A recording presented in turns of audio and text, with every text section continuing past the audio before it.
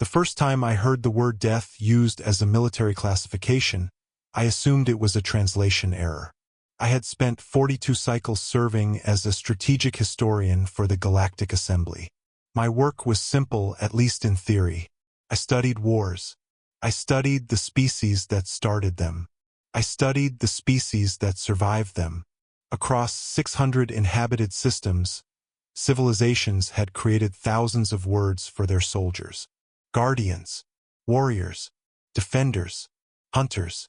Some species had no word for soldier at all. But there was one designation that appeared in the emergency archives of more than 30 different worlds.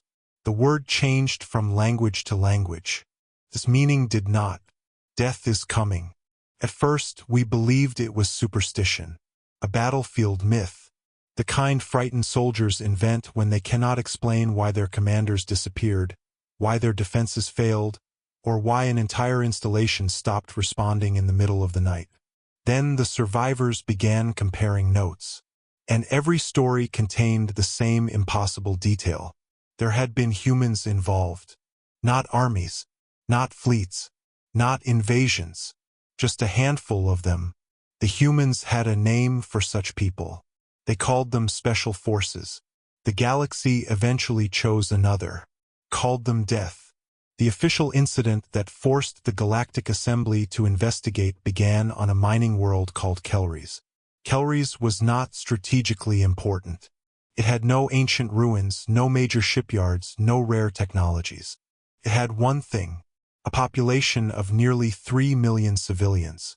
And that was exactly why the Varkesh Dominion attacked it. The Varkesh had discovered something about the galaxy that most powerful empires eventually discovered. Winning a war did not always require destroying an enemy fleet. Sometimes you simply had to convince the enemy that resistance was too expensive. Kelries had been protected by a small human colony administration and a modest defensive garrison. The Dominion expected the planet to surrender within hours. Instead, a single emergency transmission escaped the system. It reached nearby human space. The message was short. Civilian evacuation failing. Enemy descending. We need time.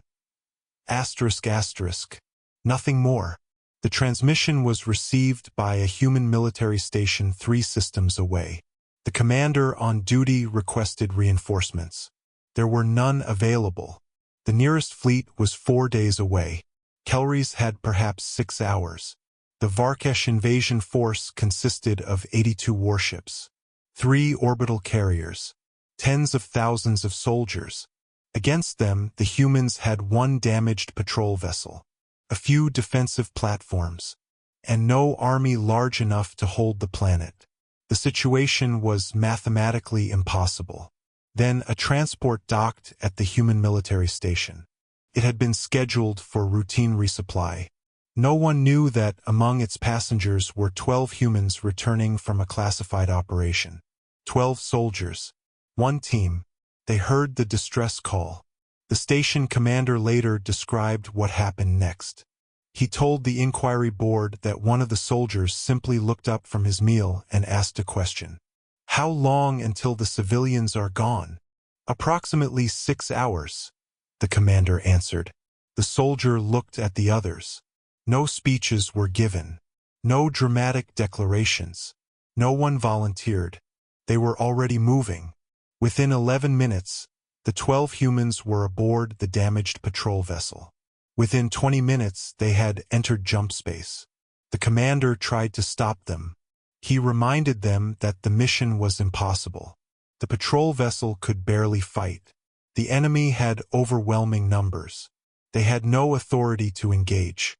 The human leading the team listened patiently. Then he said something that would later be entered into the Assembly's historical records. We're not going there to win. The commander stared at him. Then what exactly are you planning to do? The human checked his weapon. Buy time. That was the first mistake we made. We assumed 12 soldiers could only buy 12 soldiers worth of time. We did not yet understand human special forces. The patrol vessel arrived in the Kelry system with 4 hours and 17 minutes remaining before the evacuation routes collapsed. The Varkesh commander saw the ship immediately. At first, he thought it was a scout. Then his sensors identified 12 life signs. He laughed. The audio recording survived. "Is this a joke?" No one answered. The human ship did not open fire. Instead, it vanished behind Kelry's largest moon. The Varkesh commander ordered 2 destroyers to investigate. That was the second mistake. Neither destroyer returned. For 9 minutes, there was no communication. Then one of the destroyers emerged from the far side of the moon. It was drifting. Its engines were intact. Its weapons were intact. Its hull was almost untouched. But every system aboard had gone dark. The Varkesh commander assumed sabotage. He sent another ship, then another, then a boarding force. They found no humans, no explosives, no obvious damage. Only a single symbol painted inside the command center. A white line, then another, then another. 3 diagonal marks. The meaning was unknown.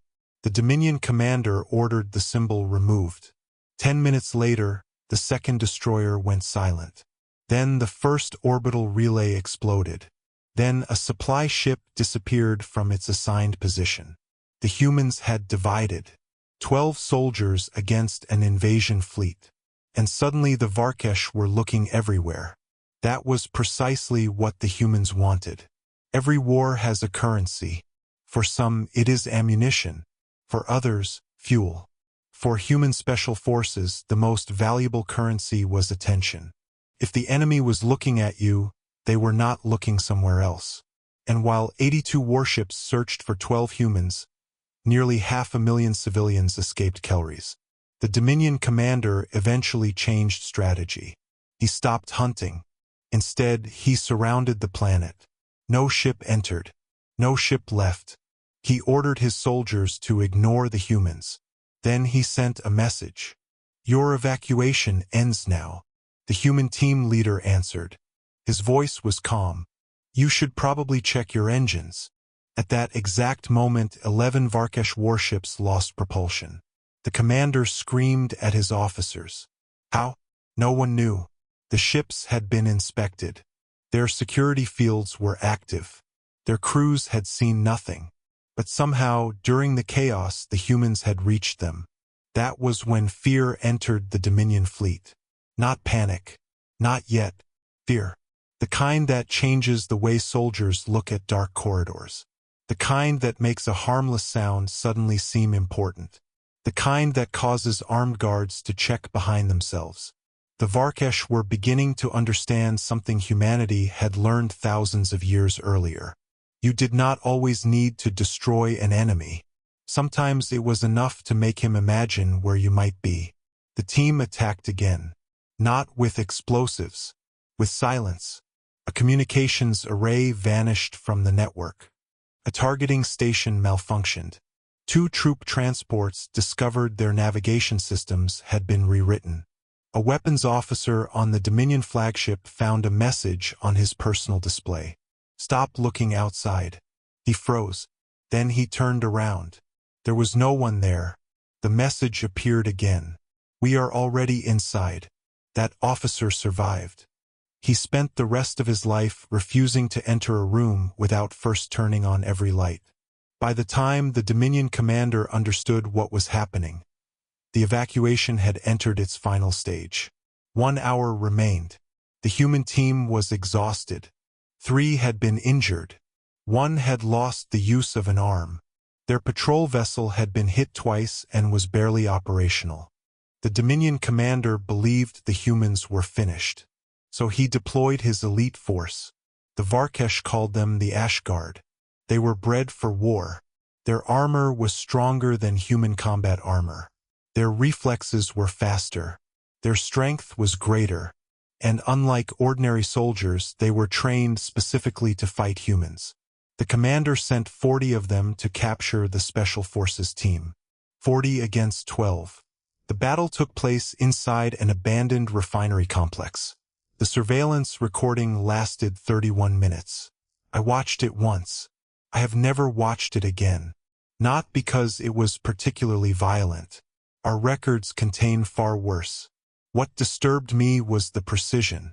The humans were already injured, already exhausted, outnumbered, and yet they never fought the battle the Ashguard expected. The Varkesh entered through the main corridors. The humans were somewhere else. The Varkesh secured the upper levels. The humans were underneath them. The Ashguard formed defensive positions. The humans attacked from behind. One by one, the strongest warriors in the Dominion disappeared from the tactical display. Not dead, not always, just gone.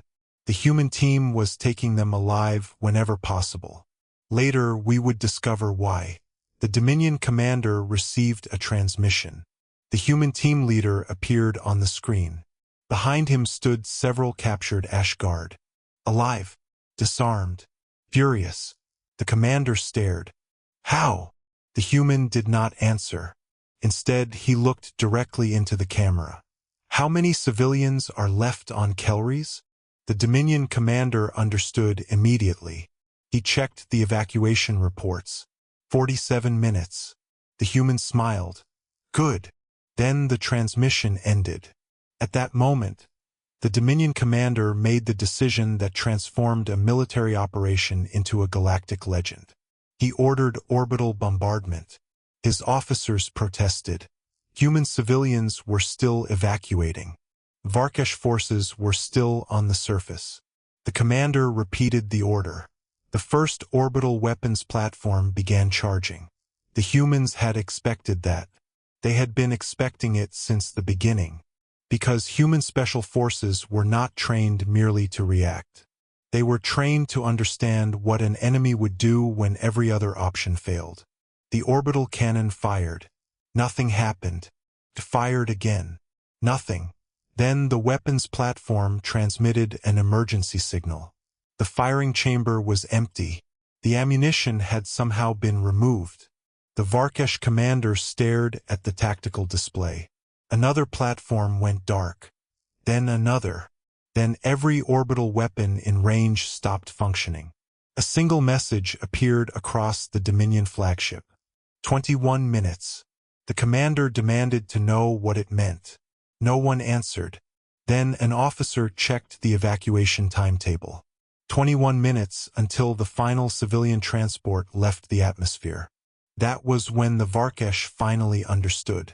The humans were not fighting for victory. They were operating a clock. Every action, every sabotage, every ambush, every disappearing soldier. Everything had been designed around one objective. Keep the enemy occupied. Keep them confused. Keep them afraid. Until the civilians were gone. The final transport launched with 6 minutes remaining. The Dominion fleet immediately changed direction. Every available weapon locked onto the human patrol vessel. 12 humans remained. The evacuation was complete. Their mission was over. The Varkesh commander opened a channel. You have nowhere left to run. The team leader looked around his damaged ship. Smoke filled the cabin. Warning alarms flashed. His soldiers were wounded. One of them laughed. The commander frowned. What is amusing? The human looked back at the screen. You think we were trying to run? Then the human patrol vessel accelerated. Straight toward the Dominion flagship. The Varkesh commander ordered it destroyed. The first volley missed. Not because the patrol vessel was fast. It was not. But because at the exact moment the Dominion fleet fired, every surviving Varkesh ship received the same signal. An emergency distress transmission. From behind them, a massive human fleet had entered the outer system. For days early, the Dominion commander realized too late what had happened. The human special forces team had never called for help. They had known help was already coming.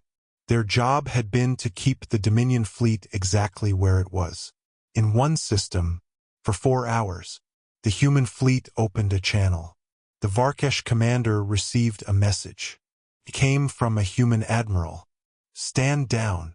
The Dominion commander looked at the 12 humans still approaching his flagship. Then at the hundreds of human warships entering the system. For the first time, he gave an order that Dominion commanders had not given in nearly 3 centuries. Retreat. But the retreat was impossible. The humans had destroyed no ships unnecessarily. They had done something far worse. They had disabled the Dominion's ability to leave. The fleet was trapped, exactly where the Special Forces team had wanted it. The battle ended 37 minutes later. The Dominion surrendered. Kelries survived. Almost 3 million civilians lived. The human fleet recovered the 12 soldiers. 11 were alive. 1 had died during the final approach. His name was not released publicly, but according to the medical report, his last recorded words were not about himself. They were a question. Did the last transport make it? When they told him yes, he closed his eyes and smiled. That should have been the end of the story. It was not.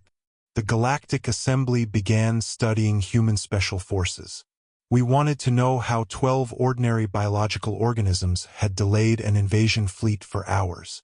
We expected to discover advanced technology, genetic modifications, experimental enhancements, some secret advantage. We found none. The humans were physically remarkable, but not impossible. Their weapons were advanced, but not unique.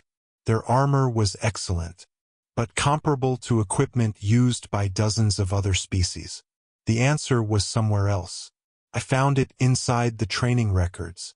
Human special forces did not begin by teaching their candidates how to fight. They began by teaching them something far more dangerous. They taught them how to continue. Cold, pain, exhaustion, isolation, failure, fear.